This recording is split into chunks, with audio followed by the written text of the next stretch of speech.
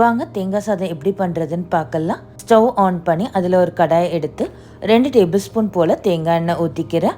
எண்ணெய் நல்லா காஞ்சதுக்கு அப்புறமா 1 டீஸ்பூன் கடுகு, 1 டீஸ்பூன் உளுத்தம் பருப்பு, கொஞ்சமாக கடலை போட்டுப்போம்.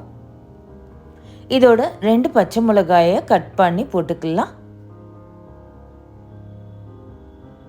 கொஞ்சமாக கருவேப்பிலை சேர்த்துக்கிறேன்.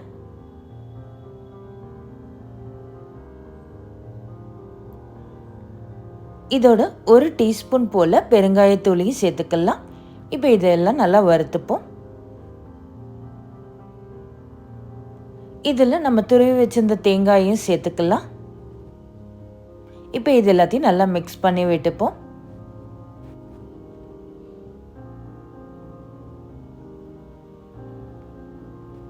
இதுக்கு தேவையான அளவு உப்பு போட்டுக்கலாம். போட்டு இதை நல்லா மிக்ஸ் பண்ணிப்போம். இப்போ இது ரெடி ஆயிடுச்சு. ஸ்டவ் ஆஃப் பண்ணிடலாம்.